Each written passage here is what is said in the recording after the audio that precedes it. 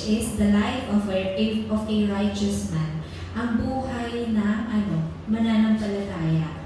So, kung mayroon tayong pananampalataya, is very important sa buhay natin na malaman natin saan po dapat nanggagaling yung pananampalataya natin.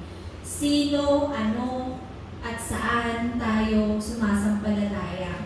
Ano yung contents ng pananampalataya nyo? Ano yung pinangahawakan ninyo? Kasi kung nagsisimba tayo without any contents na pananampalataya natin, para saan? Ba't ka nandito?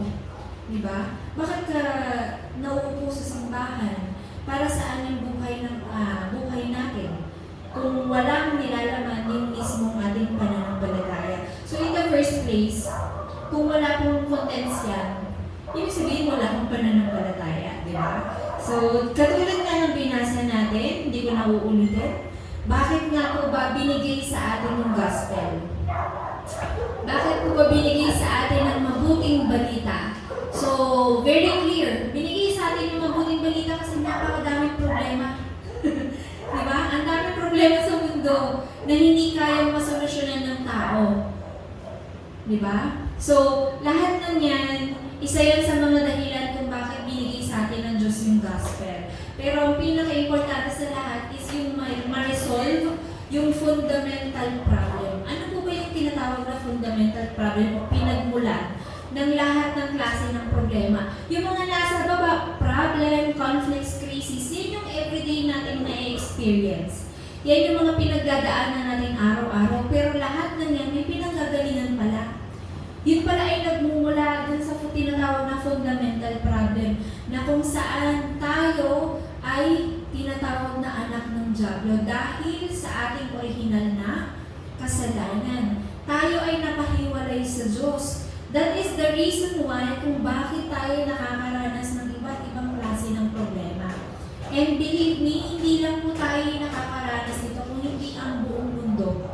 Lahat ng tao, because walang taong matuwid. Walang taong pinanganak na ligtas na. Di ba? Lahat tayo ay makasalanan. Kaya naman, hindi pwedeng hindi natin maranasan itong mga problema nito. Hindi pwedeng wala kang problema. Sino po ba walang problema dito? Ay, wala kayong problema. Hallelujah. Salamat Panginoon. Di ba? Pero, aminin natin, lahat tayo may problema. Di ba? So, ulitin ko po, lahat ng yan ay nanggagaling sa ating fundamental problem. Pagkahiwalay sa Diyos, orihinal na kasalanan, at higit sa lahat, yung ating pagsamba kay Satanas, yung pagiging anak ng Diablo natin. Pero dahil nga mahal tayo ng Diyos, sa sobrang pag-ibig po sa atin ng Diyos, binigay niya po yung kanyang kaisa-isang anak, bugtong na anak, in John 3:16. Sapagkat gayon na lamang ang pag-ibig ng Diyos sa sangkatauhan. Ano po yan? Kaya't ibinigay niya ang kanyang kaisa-isang anak upang ang sino mang sumampalataya sa kanya ay hindi mapahamak, kundi magkaroon ng buhay na walang hanggan. This is the reason why kung bakit binigay sa atin yung gospel. This is also the reason why kung bakit binigay sa atin ng Diyos si Hesus Kristo. Dahil wala ni isa sa atin ang matuwid at higit sa lahat, ayaw ng Diyos na tayo ay tuluyang mapahamak. Lahat ng ito ay dahil sa kanyang pag-ibig. Yung kaligtasan natin ay bunga ng pag-ibig ng Diyos sa atin.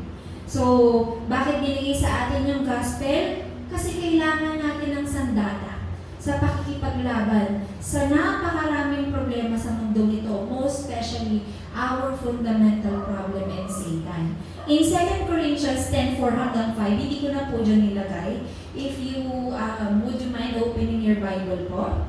2 Corinthians 10:4-5, sabi po dyan, ang sandata namin sa pakikipaglaban ay hindi makamundo. This means na with our own strength, hindi natin kayang labanan yung mundo.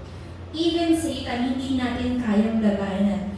Ang tanging sandata daw natin, kundi ang kapangyarihan ng Diyos na nakakapagpabagsak ng mga kuta. Ibig sabihin ng kuta, kahit anong kuta pa yan, kahit anong rebellion pa yan, anong problema problema yan, kayang i-resolve if you are in God. Sinisira namin ang mga maling pangangatwiran. Ginagapi namin ang lahat ang lahat ng pagmamataas laban sa kaalaman tungkol sa Diyos at binibihag namin ang lahat ng isipan upang matutong sumunod kay Kristo. This is our job po. Simula nung na-receive natin yung gospel. Ito yung sandata natin. Pinaglalaban natin yung gospel na meron tayo. Ito yung binabahagi natin sa tao so that in order for us na magkaroon tayo ng good communication with other people, they need to understand the gospel. Yung gospel na meron ka. So, this is your sandata. Ito yung sandata mo para mabuhay ka sa mundong ito. Only gospel. And binigay sa ito ng Diyos dahil sa kanyang pag-ibig sa iyo. Amin po ba? Bakit na binigay sa iyo ito? To make you holy. Para maging banal ka. Para magkaroon ka ng lahat ng karapatan sa kaharian ng Diyos. Para magamit mo lahat ng authority mo. Para malabanan mo si Satan at ang mundong ito. And also to become glorified. Yung madali ka na lang makakalapit sa Panginoon kasi anak ka na ng Diyos. Amen? Amen. And in number 3, sabi dyan, 1 Corinto 13:13, lahat ng ito binigay niya sa atin because this is God's true love. Ano po yung true love ng Diyos? The gospel. 1 Corinto 13:13, sabi dyan, samantala, nananatili ang tatlong ito, ang pananampalataya, pag-asa, at pag-ibig, faith, hope, and love. Ang pinakadakila sa mga ito ay ang pag-ibig. Bakit pinakadakila ang pag-ibig ng Diyos? Bakit? Dahil nagbuwis ng buhay. Tayo po ba? Kaya po ba natin magbuwis ng buhay para sa mga taong, let's just say, sorry po walang kwenta. Kasi, pwede natin matawag yung sarili natin na ganun, madumi tayo eh. Wala tayong words sa mundo para i-save ng Panginoon, pero ginawa niya. Ganun tayo kawalang kwenta. Kasi, lagi natin tinapalikuran ng Diyos, kailangan lang natin siya kapag may problema akong malala. Diba? So, sino ba tayo para bigyan ng Diyos ng ganong klaseng pag-ibig? So, because of this gospel, we are saved. We were able to understand, accept, and save also other people. Amen? Ganon kagaling yung gospel. Ganon ka-importante yung gospel sa buhay natin. Actually, ganon dapat ka-importante sa buhay natin yung gospel. Because this gospel can even heal everything. Napapagalit niya ang lahat ng bagay. Because sa gospel, nandito yung pag-ibig ng Panginoon, our relationship, politics, economy, pati yung presidente natin, kaya natin palitan with the love of God. Amen po ba?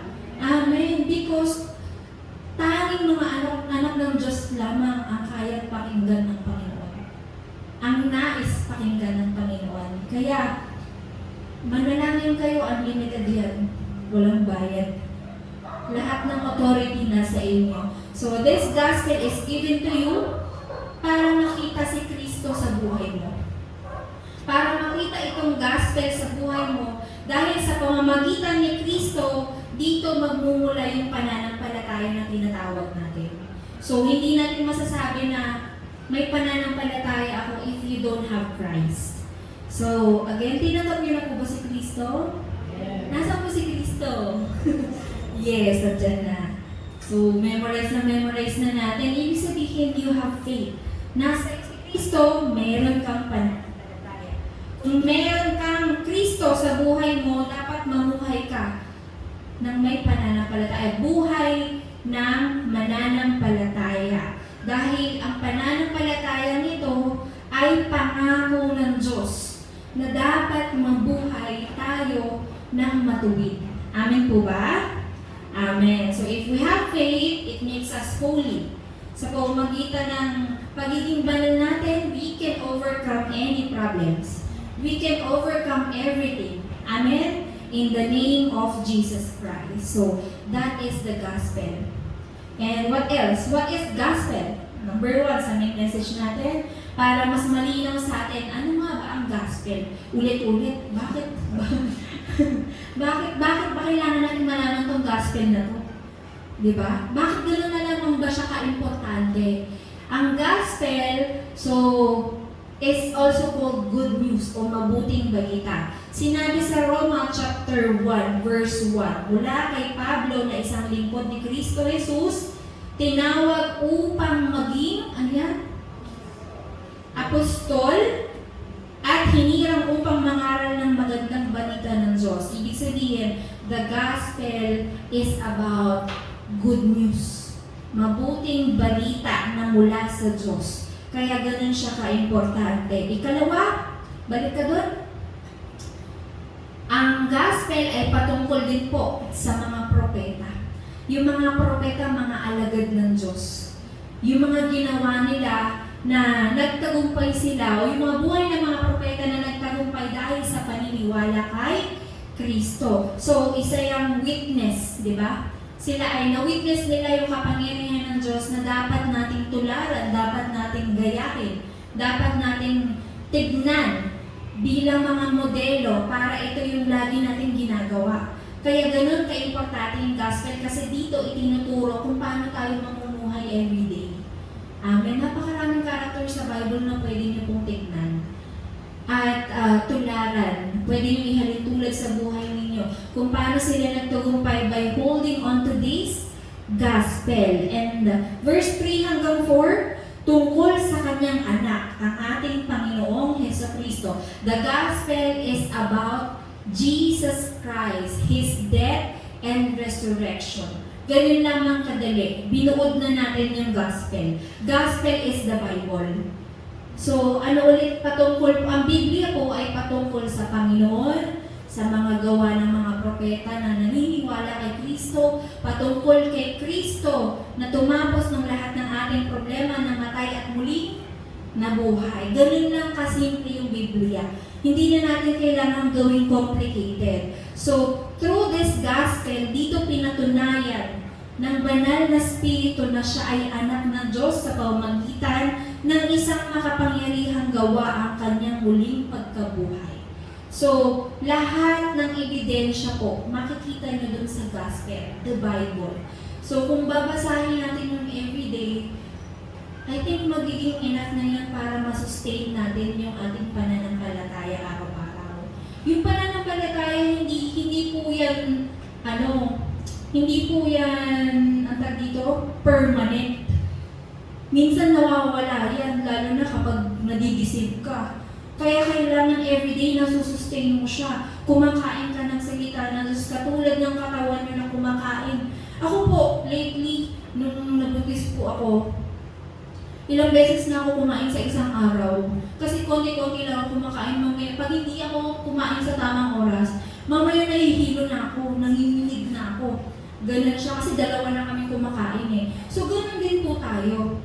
Kung ano yung pakiramdam nyo kapag gutom kayo, ganun din yung pakiramdam natin kapag hindi tayo nakakapag-worship, hindi tayo nakakapakinig ng salita ng Diyos kasi nanghihina yung spirit natin na nagsusupport sa lahat ng aspeto ng buhay natin. Amen? So, that is very important. Tandaan po natin yan. The contents or the gospel, the good news o ang Biblia. So, ano po ba yung kapangyarihan ng gospel?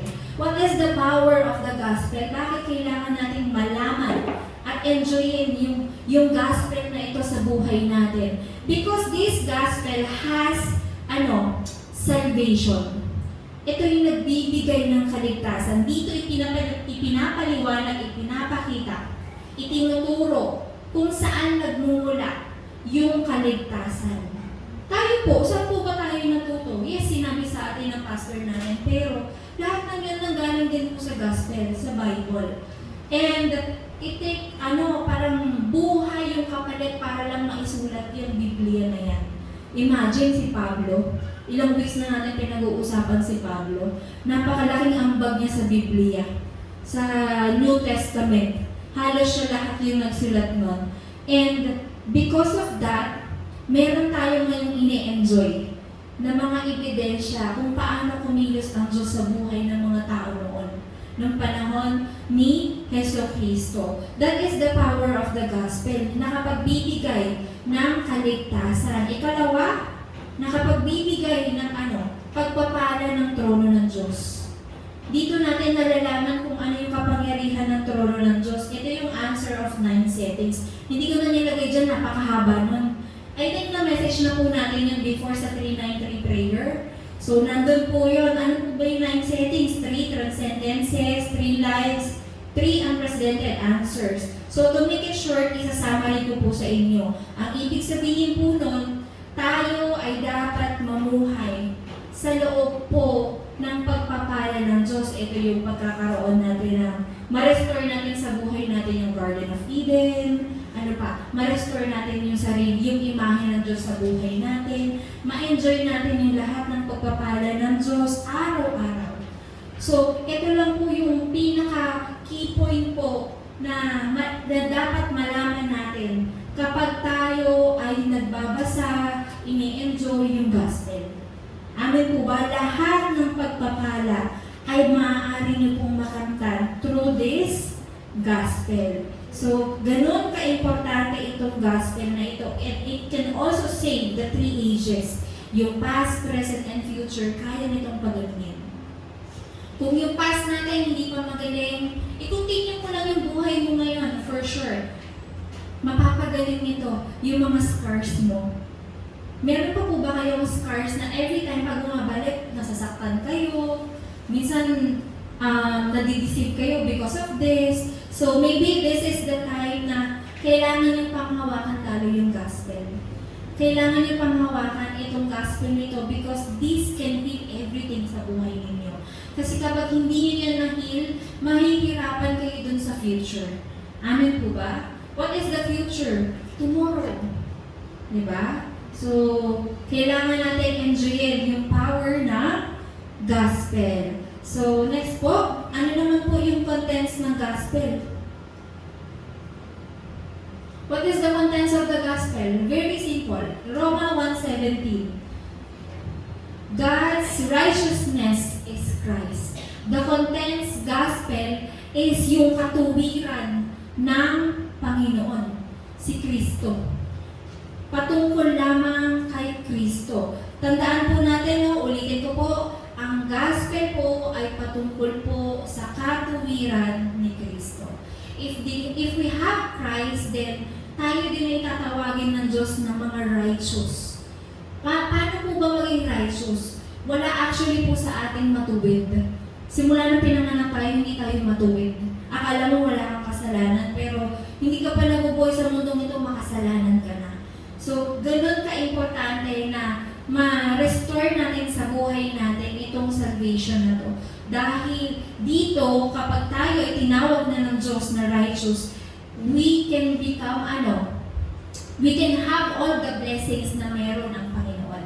Ano po yung mga blessings na yon? Ang nakalagay dyan, power, image, yung image of God, wisdom, buhay, pagpapala, kagalingan, pati knowledge, yung paningin ng tao. Diba? Kaya hindi po ako naniniwala na may taong bobo.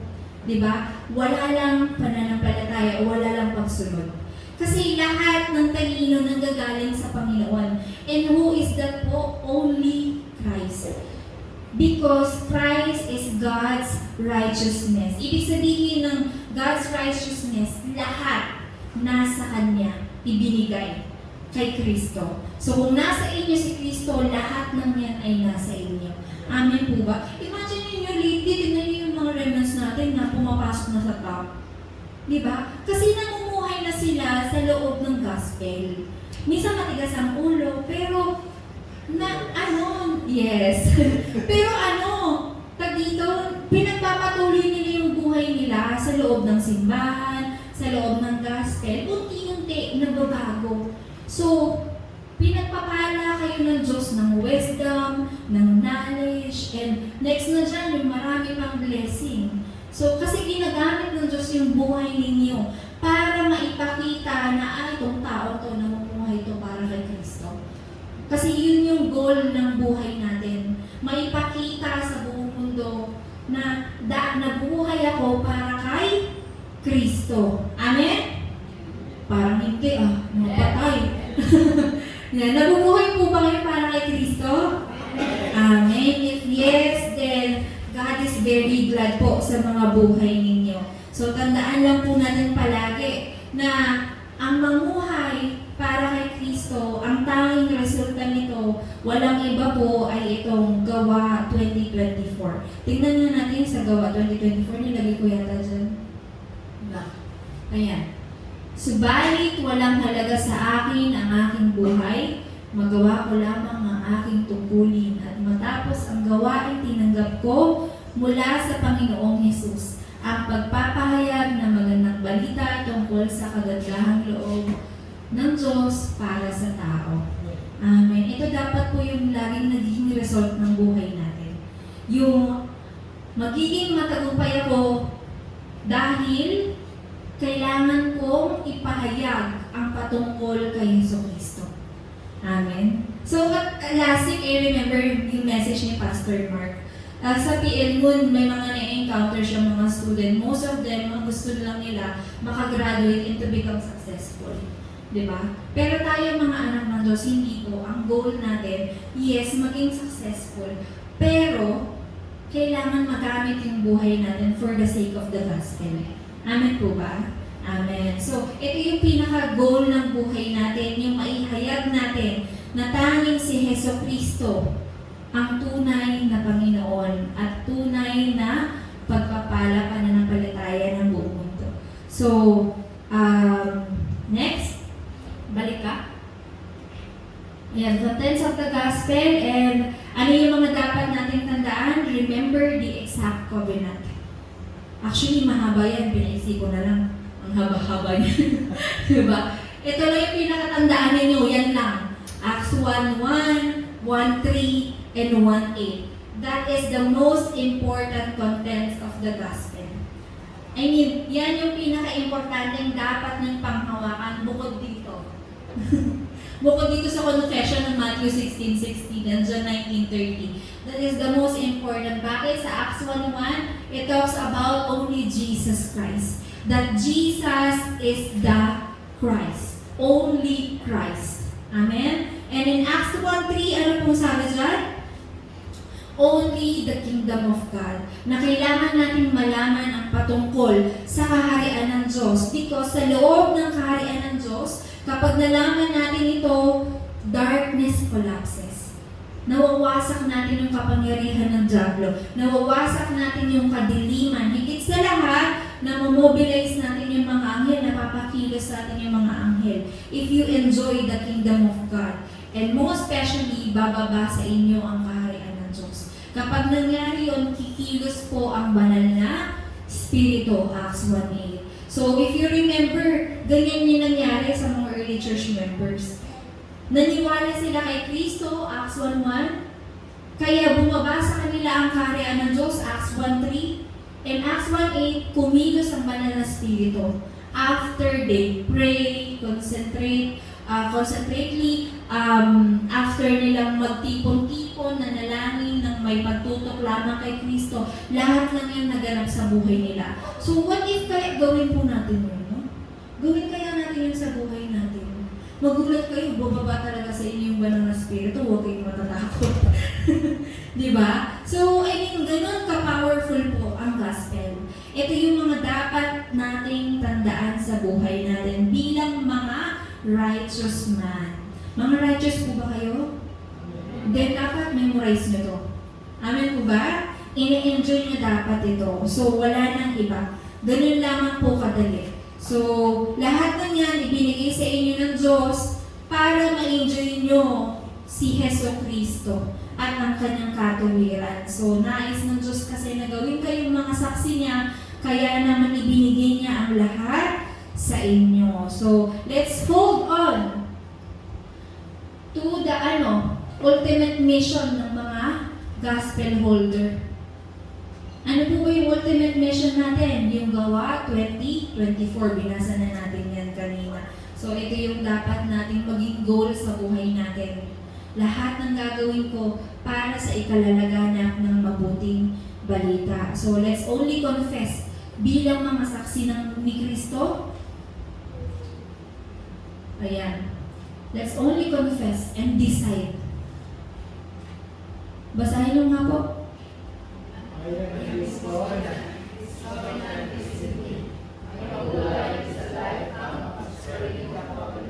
Yes. Amen.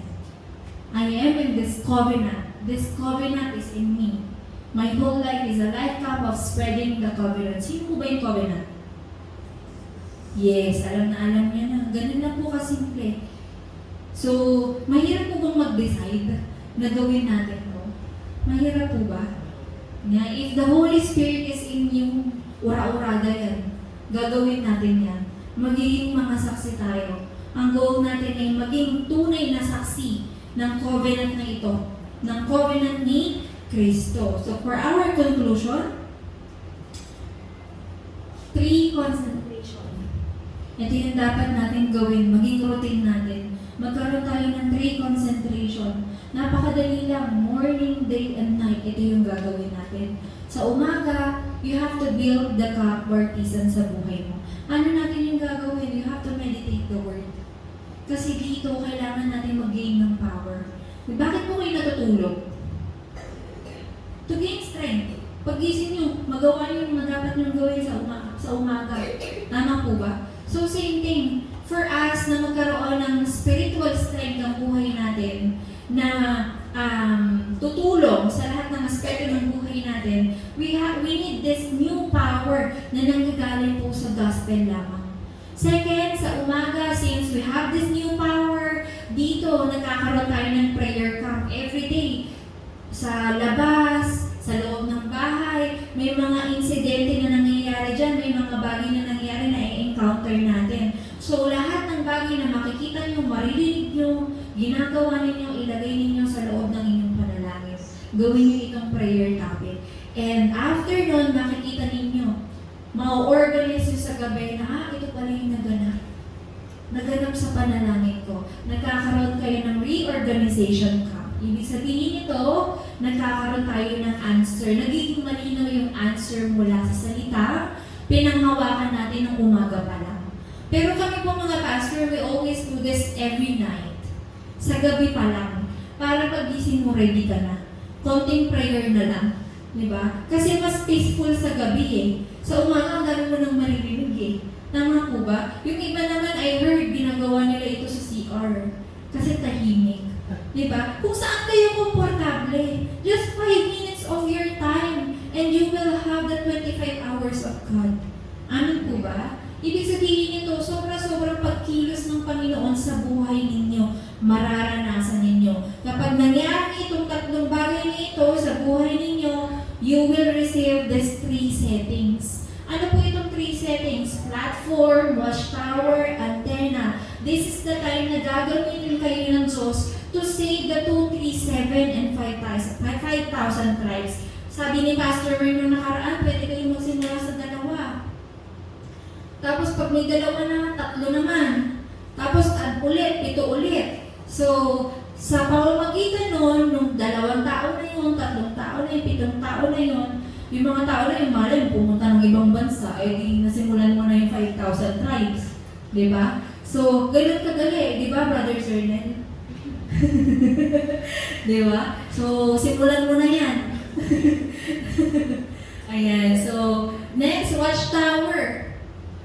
We will receive the power o yung kapangyarihan, pagpapala ng watchtower, gagamitin kayo ng Diyos to become this liwanag. Yung kayo ay magliliwanag to save others. Amen po ba? And antenna, ito naman yung nagkakaroon ng restoration yung communication natin sa Panginoon.